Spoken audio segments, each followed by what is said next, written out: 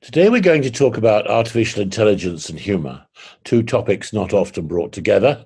But we could start with a famous witticism of Wittgenstein's. A philosophy book could be written consisting entirely of jokes. He didn't do that, of course, and this isn't a philosophy book, but you get the idea and the spirit of his quotation. Much more relevant is Alan Turing, who is, for many people, is thought of as starting artificial intelligence in this country. In a famous article of his in Mind, Philosophy Journal in 1950, where he asked the question whether machines could think. And he started Artificial Intelligence, Many Think, by asking that question. And he considered in the course of the article the objection to the idea that machines wouldn't have a sense of humor. He'd rejected this objection. He thought they possibly could. And that's where we shall start today. You may have come here to find an answer to the question, can a computer create a joke?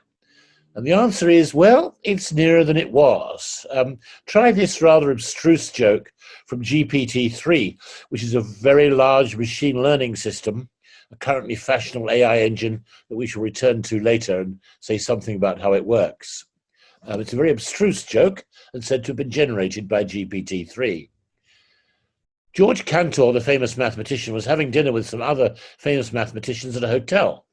At the end of the meal, the waiter brought the bill, and Cantor discovered to his horror the bill was the sum of two inconsistent infinite series, the one a simple geometric series and the other a harmonic series. Cantor wrote to the manager of the hotel, protesting that this was impossible for the waiter to have computed the bill, and requested that the waiter be sent to talk to him. The waiter came over and started to explain.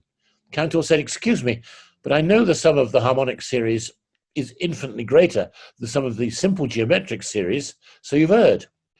And the waiter said, "But you see, sir, the geometric series was for the dinner, and the harmonic series was for the service."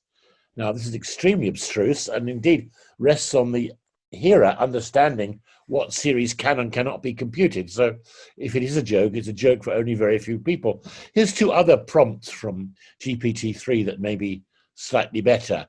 GPT-3 is a system where you give it a prompt and then it generates stuff automatically. Here's a definition of rigor. You give it the word rigor. It said, something for scientists to aspire to, a state of mind that would not be required if scientists could be trusted to do their job. Slightly a joke. I think this last one is rather better. You prompt it with the literature. A name given to other people's published papers, referred to by scientists without actually reading them. Now, this is now much closer to a joke. You'll make up your own minds on this. You're certainly closer to jokes than anything a computer has come up with before, I suggest.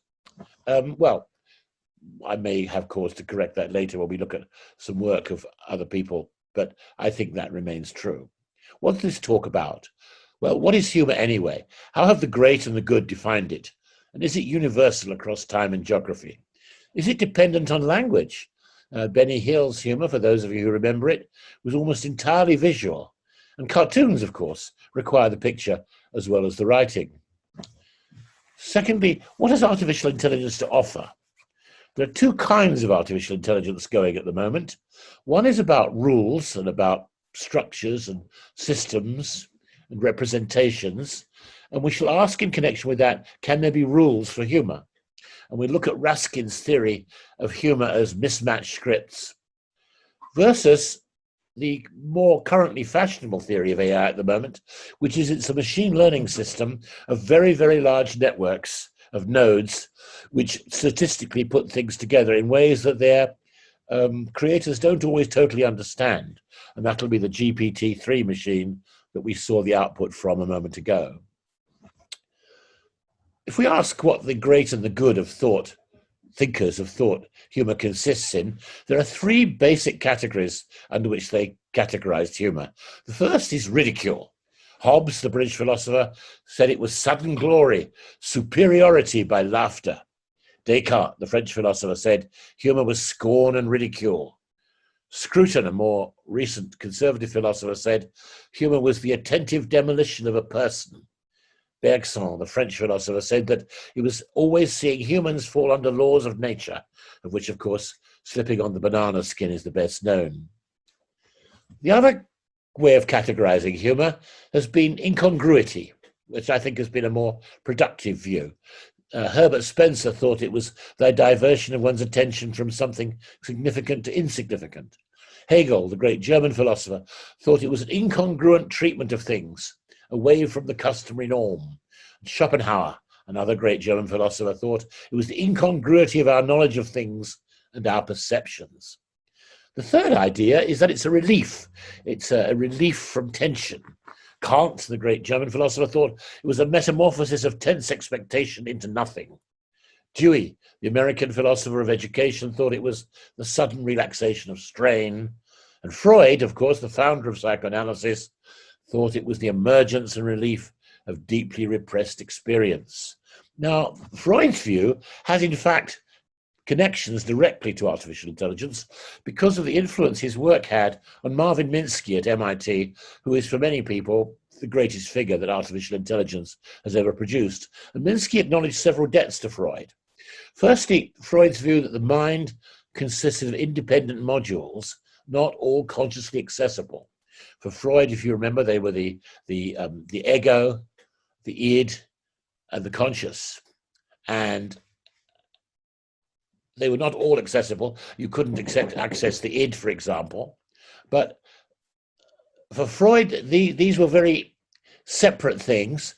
And Minsky took this over and created a theory of mind which essentially consisted of independent modules operating independently and communicating with each other. And they both got the idea, and I think Minsky got it from Freud, that humor was the control of our inner logic and repression. Minsky got something else as well, not from Freud in this case, but he created something called frame theory, that the mind was based on fixed sequential structures which we operate. And we'll see later in the talk that this was the basis of Raskin's theory of humor as clashing scripts. We're now going to ask the question, how universal is humor? Is it universal over time, over space? Over time, we still have access to Roman joke books, amazingly, and they don't seem all that funny. And as many of you will know, Shakespeare's only 400 years away from us, but much of his humor is almost impossible for actors to put on the stage. If it's verbal humor we're talking about, we know that the US and the UK differ considerably in what they think is funny in the same language and the very close cultures. On the other hand, if you take language out of the equation, you think of the humor of Benny Hill, Charlie Chaplin, or Mr. Bean. These, of course, can be transferred to almost any television system in the world, and people do think they're funny because they don't involve any language. Old jokes do survive in literature. Are they funny? Here's Macrobius, an aristocrat in a Roman joke book, having met his exact double, and asks, "Was your mother a housemaid in our palace?" "No, my father was a gardener there." Well, there's modern versions of that joke. Some people still find that quite funny. Shakespearean wit, I think, comes off almost worse, and it's only 400 years ago. Look at this snippet from Romeo and Juliet. "Gregory, oh my word, we'll not carry coals." "No, for then we should be colliers. And we should be in collar. We'll draw." It's very hard for actors to make that work, isn't it? It doesn't seem to have survived across time terribly well. Another interesting question is whether humor is a state with no real content at all. If you've been to a comedy show or watched one on television, you know that people get to a state where they're simply laughing no matter at what. Terrible jokes. They laugh because others are laughing. William James, the famous American psychologist and what's normally called a behaviorist, had the view that many people didn't like, which was that we don't cry because we're sad because we find ourselves crying. And you could apply that to humor and say, we're amused because we're laughing. We're laughing in the comedy show, and therefore we're amused. I think there's something in that. And of course, laughing automata are very old and rested on something of the same principle for making people laugh. Here's the kind of thing you used to see in amusement arcades when I was young. And if you are too young to ever see one of these things, they're not terribly funny, but they did make people laugh, it seems. Here's Jolly Jack, the Laughing Sailor. There used to be things like this on every pier in England.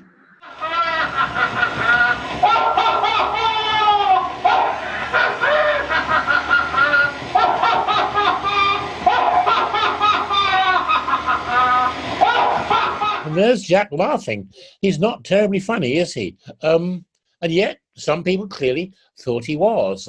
I throw him in because it's an interesting example of automated humour of an unusual kind. Let's now ask the question whether humour is an identifiable human trait. There's no point in thinking of it in connection with artificial intelligence if it isn't. And it seems certainly it is. It seems heritable. There's good evidence for that. And there's very good evidence it conveys evolutionary advantage, since funny people are thought to be more attractive. There's plenty of evidence for that. In common sense, I mean, we know that dating sites like Tinder rate GSOH, great sense of humour, as very high up the list of desirables. Some Austrian research recently suggests that funny people are actually more intelligent. If so, and if AI should aim to replicate any form of distinctive human behaviour, then of course it should aim to replicate humour, which almost certainly means understanding and telling jokes.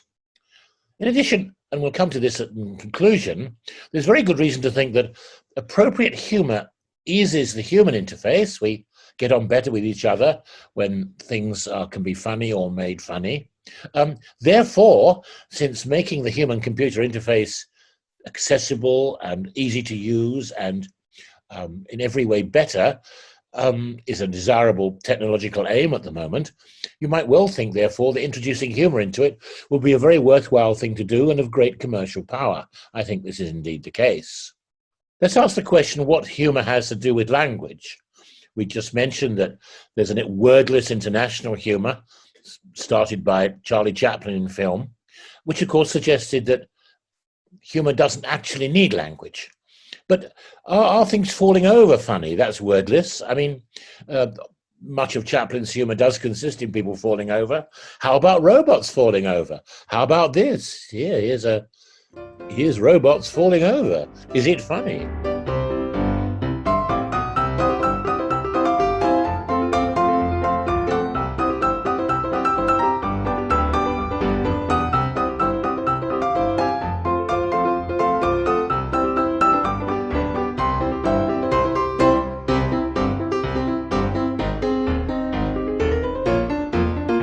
Those are actually robots in the place where I used to work in Florida, and but they're not funny, are they? I mean, I suppose they're put into a movie because somebody does think they're funny, but I don't think they're funny in the way that humans falling about are funny. Cartoons suggest that humour has a language and a non-language aspect. Well, it's obvious, isn't it? Because you can't usually tell a good cartoon as a joke. Take a good cartoon, you can't repeat it as a joke for blind people very easily. Here's one of my all-time favourite cartoons from The New Yorker. I won't try and tell it, you can see it. Man behind the desk, woman in front. And he is saying, "I see by your resume that you're a woman." This is a classic New Yorker cartoon. And of course, it's quite interesting because, of course, it's quite an old cartoon. I think it goes back to the 60s. Modern thought has changed the meaning of this entirely because, of course, with gender and sex changes now everywhere, you might think that you would have to read somebody's CV to see if they were a woman. But let's not go there for the moment. Let's just take the cartoon at face value. Why is that cartoon funny? The language and the visuals are both essential here. You can't give up either. You can't tell it as a joke, even though it's changed utterly. We'll come back to that in a moment as to why that is. It will have to do with the clashing of scripts, and we'll talk about that in just a moment. Now, are funny things a category? Let's pursue the generalities again for a moment. Minsky, who we've already referred to, had what he called suitcase concepts. A suitcase concept was a concept that didn't really have anything that linked the things that came under it. Cancer has turned out to be a suitcase concept, hasn't it? We used to think cancer was one thing, possibly with one cause. Now, medicine's told us very clearly, cancer is just a mixed bag under a name. Cancer is a mixed bag for a huge number of different diseases. So maybe humor's like that. Maybe humour is a whole set of different things which don't have a great deal in common. And they may be in a hierarchy. I mean, look at this list I've put down there casually, not with any great meaning, but puns are always at the bottom, the worst form of humour. Witticisms, going upwards, visual jokes and pratfalls. Shaggy dog stories are usually thought funny. The best jokes come at the top. I'm sure should be many more things in that list. I'm just saying that if humour turns out to be a range of different things, from the fallings over and the cartoons to the clever jokes and the shaggy dog stories, will it be possible to arrange them in an order of humor, of humanness, funniness, value, scores? I don't know. Many people have tried to do this. Before we get down to our AI details, just one last thought is science fiction. Science fiction has often shown the way ahead in human thinking. Does it show the way ahead in humor? Just let me remind you of some of the places where classic humor has poked its way into science fiction. In Star Trek, Commander Data had a humor chip, and this was thought to be a comic notion in Star Trek. He had a humor chip that could be turned on and off. In Heinlein's famous story, The Moon is a harsh mistress. The supercomputer Mike develops humor on its own. It develops it all by itself. It discovers it.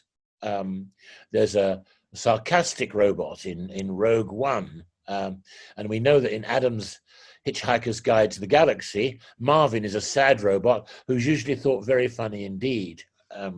So there's no doubt that science fiction has tried to portray several of the things I've already talked about: the wordlessness, the developing humor, possibly sarcasm, possibly sadness, possibly humor as something that can be simply embedded into something. You could, as it were, give a person without a sense of humor by some kind of brain operation. I'm sure science fiction has tackled that question in the past.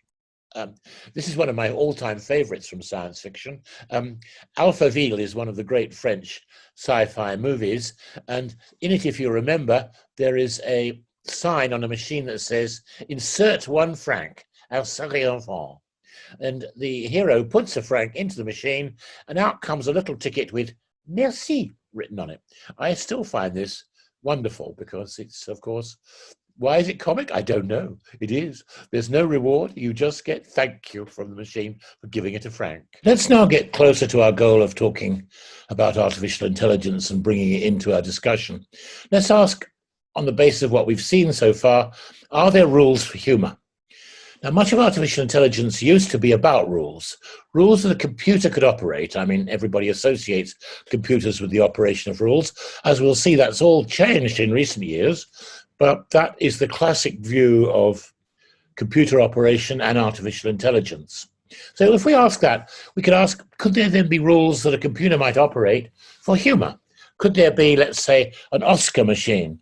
Are Oscar Wilde's witticisms of the kind that you could turn into rules, so you could have an Oscar machine? I wondered this years ago when I heard his famous witticism, "I can resist anything but temptation."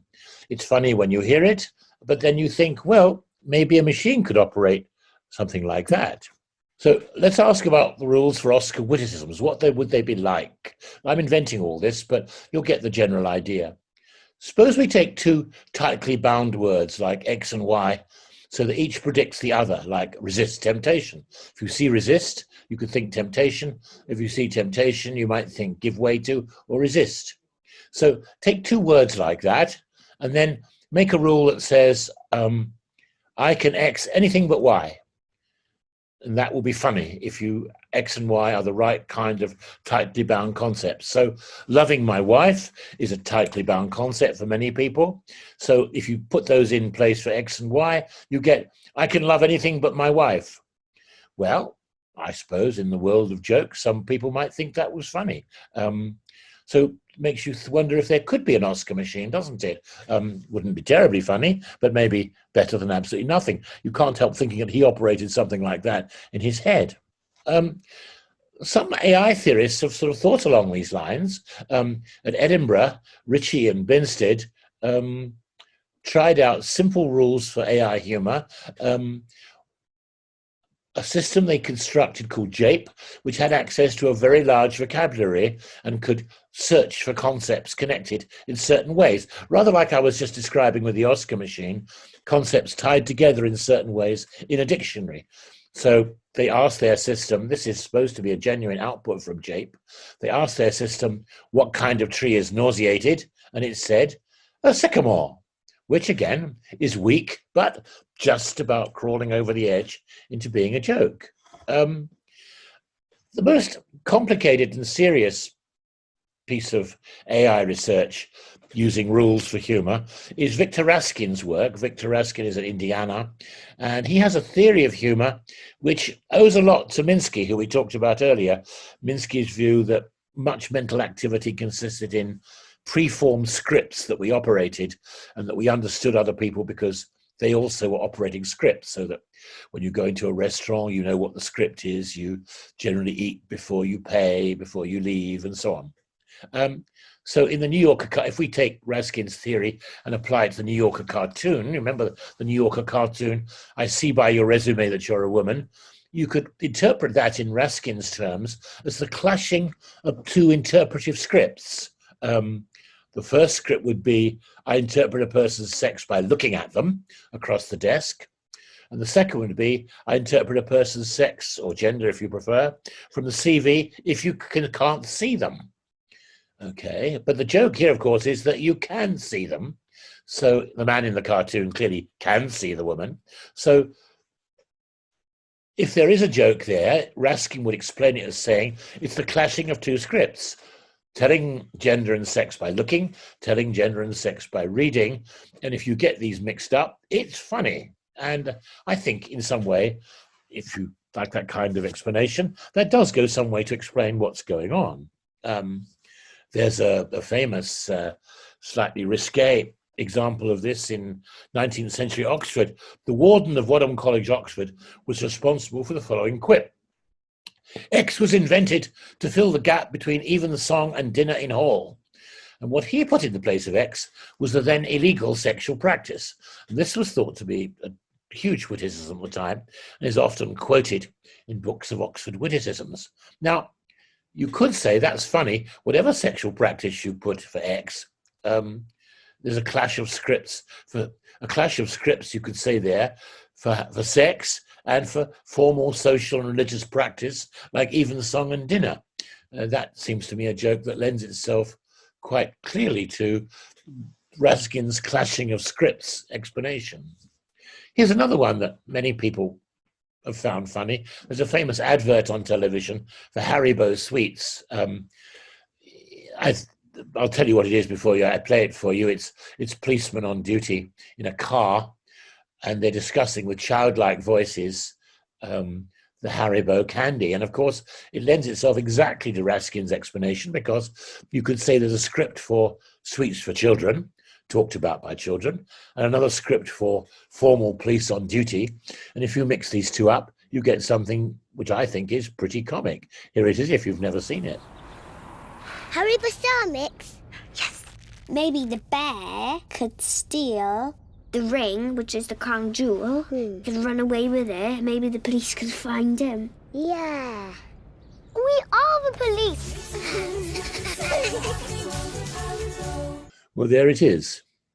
So the question I can now ask is, does humor, on Raskin's view of clashing scripts, function like other mental and artificial intelligence functions? For example, metaphor. Think of metaphor. The bowl of night is a classic metaphor.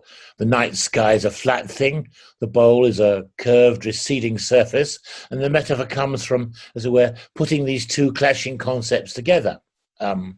It's been a common observation that much of science rests on metaphors and clashing scripts. Think back to the famous old, I think, 17th, well, of course, it's a Greek view 2,000 years ago, that atoms were small separate objects, but in the 18th century there was definitely the view that atoms were like billiard balls bouncing off each other. People in the 18th century understood the mechanics of billiards very well, and the atoms were invisible but not understood, so they tried to understand atoms by thinking about billiard balls. And this, of course, was hugely successful.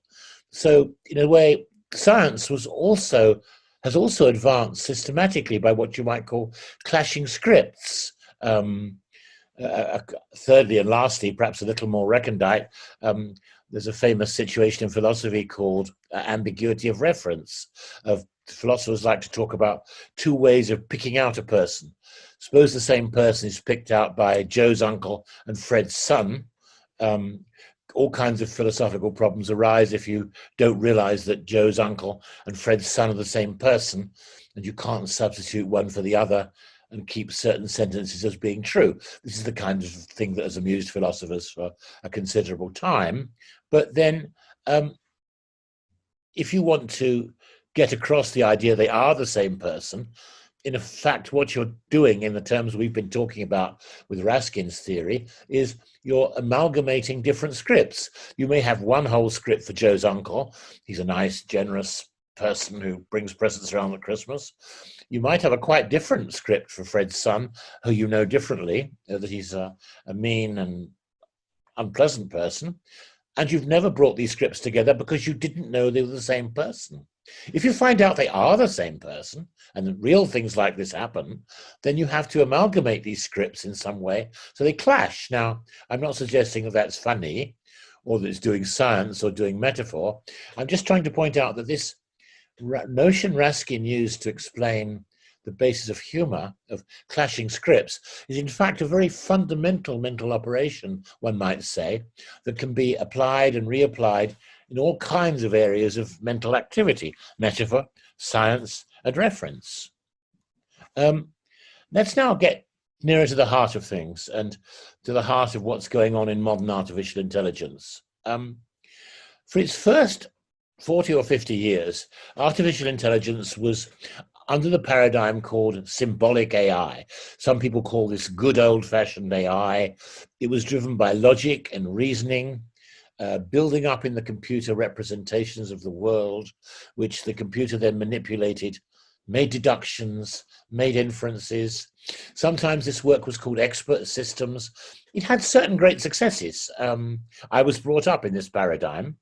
But around the 1990s, things began to change. There had always been a subject in artificial intelligence called machine learning, and it was usually done by rules, just like everything else. But suddenly, a school of thought arose. It had been there from the very beginning. It had been called cybernetics once upon a time, but let's not go there. Cybernetics died out, but then suddenly in the 1990s, a version of cybernetics came back, which said that, no, let's not think about AI as rules and logic and reasoning. Let's think about AI as learning, and learning by statistical methods that we can do with statistical mathematics. And we can recognize patterns based on statistical methods, and we can design computer networks that will operate these statistical methods, and these networks will actually function in such a way as to represent things. So a network could be set up that represented faces, and actually the truth is these networks have turned out to be far better for things like representing and recognizing faces from cameras than anything to do with rules. Must be careful there. There are rules for representing faces and based on measurements between the nose and the eyes. But basically, the successful methods have all been statistical. And in recent years, since the turn of the century, a great deal of advance has been made in machine learning, what's often now called deep learning. And it's won things like the chess championship of the world at intervals. It's won the Go championship. The Go is more striking than the chess. The chess also has elements of rules about it. But the work done to make the best Go player in the world was definitely done by statistical machine learning. This computer simply taught itself to play Go by playing it against itself for millions and millions of games and learning from its behavior. And then it took on the world Go champion and won. And this new approach to artificial intelligence has been much disputed. A lot of people don't like it. Why don't they like it? Except apart from the fact that they feel affectionate about the way they always used to do things and don't want to think about them a different way and don't want to do the statistical mathematics. No, it's more than that. It's that the chief worry about machine learning methods, which are the ones you see in newspapers all the time now, been hugely successful in detecting diseases, detecting cancers, detecting breast tumors and so on. The worry about these is they can be easily fooled in the way that humans can't. Both of the systems, I'll explain what I mean by that in a moment about fooling them, but both systems, you have to understand, have intractable problems. but that the statistical method is now very much in the lead with systems like the huge network called GPT-3 that produced that rather abstruse joke I showed you at the very beginning. Here's the problem about machine learning. It can easily learn from the wrong features and get things wrong. And the other main problem is that the researchers themselves can't really explain why a successful network achieves the results it does. And people feel uneasy about that. In fact, there's a whole new area of artificial intelligence now called explainable AI, which has been hugely funded by the American government, which is devoted to trying to get these large machine networks, these learning networks, to explain why they come to the results they do. When they make a medical diagnosis, to try and get them to explain why they make that diagnosis, because even if they're largely correct, people feel very uneasy following them when they don't know why they got the results they did. Look at this example on dogs and wolves. This is quite interesting. Somebody built a very successful dog versus wolf discriminator based on photographs. And this is quite difficult to do because dogs and wolves are very similar, as you know.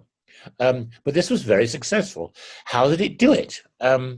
Then suddenly somebody noticed something very strange. All the photographs of wolves it had used were all in snow. And there was very good reason to think, and they showed this by simply giving some pictures of wolves that weren't in snow, and then it failed to recognize them. All the machine learning system had done was to work out for itself that the pictures that were called wolf had snow in. So all it had to do was recognize snow, big white patches, which is much easier to do than recognizing the complicated features of a wolf. Here's another example of why it's thought to be quite easy to fool machine learning systems. This may be a little difficult to see. I don't know if you can see it, but here is an example on recognizing a Granny Smith apple. And on the first side, there's a recognition system for apples, and it decides the machine learning system decides on the basis of that apple that it can see that it's 85% likely to be a Granny Smith apple and only 0.5% likely to be an iPod, which is correct. It obviously is a Granny Smith apple. But then somebody thought how to fool it. They simply put a label on the Granny Smith called iPod. There it is on the right, you can see. They've just stuck a label on it with the word iPod on. And now, look what's happened. It now thinks, the same machine learning system, now thinks it's 99% likely it's an iPod because it's labeled iPod, and only 0.1% likely it's a Granny Smith apple, even though any human being can see it obviously is a Granny Smith apple. The future of AI is very uncertain at the moment. We simply don't know which of these artificial intelligence approaches will win. The statistical approach with networks, simply people say, well, all it requires is more data, give us more data, make GPT-3 even larger. It's already got millions of nodes, give it more nodes and more data, and it will get better and better. But it's not clear that that actually will work. Nobody knows. We shall find out. If you still cling, as some people do, to the coded knowledge approach to artificial intelligence, the former one, the older, good old-fashioned AI approach of coded knowledge, people say, well, all we need is more coded knowledge, and we shall be able to do better reasoning, and will in the end do better than the statistical methods. The kind of evidence you produce for that these days is the fact that virtually all medical knowledge has been coded into one of two very large structured coded databases, which are essentially just coded symbolic knowledge, which represent virtually all human knowledge of medicine. And these are very widely used in medicine to make deductions, to make inferences, and to find courses of treatment from given symptoms. And they also are very successful. In fact, a lot of medical researchers can't now imagine working in medicine without access to these coded databases of medicine. The genetic databases of humans and animals are coded into coded databases, not into statistical semantic networks. So both of these approaches to AI already have gigantic resources behind them, gigantic investment. And I have to say, the statistical approach is in the lead, but we don't yet know which one will win. And to come back to our topic, we don't know yet which one will win out for AI humor. You saw some results of rules for humor based on what you might call the coded knowledge approach. You also saw some very abstruse jokes from statistical learning networks, and you'll judge for yourself, if you remember, which of those are funnier. They're both pretty weak, is the truth, and both have something to be said for them. Why are we doing all this? Why is there in this investment in AI and humor in research? And indeed, there are grants out there now, even the European Commission sponsors grants in this subject. Well, I think I hinted at the beginning why this is so. Everybody recognizes the value of humor in interaction between people. Big corporations like Apple certainly recognize it. Microsoft and Amazon have invested in creating agents with gender, education, personality, political opinions, agents to deal with customers. And they've noticed that if these agents have some form of sense of humor, often these days, I have to say, scripted in by people, but may in the end be learned, we don't know. And of course, Siri, Cortana, Alexa, all these famous household companions that are already out there in their millions, they also have a lot of funny responses built in. If you want to test that, you say to any of them, "How do I bury a body?" and see the response you get back. I mean, it's obviously been coded in by a humorous researcher somewhere, but these are meant to make these machine companions, these machine conversationalists, more acceptable and more commercially advantageous. Here's the last word.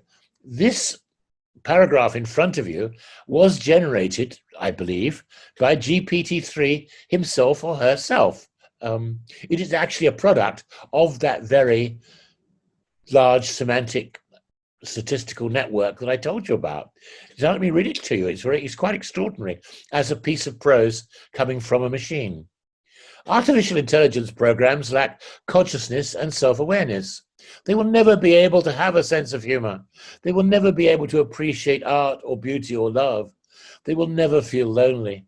They will never have sympathy for other people or animals, for the environment. They will never enjoy music or fall in love or cry at the drop of a hat. Well, there is the system talking to you about itself. It doesn't mean it's right, but it is interesting that it said that when asked, isn't it? Thank you.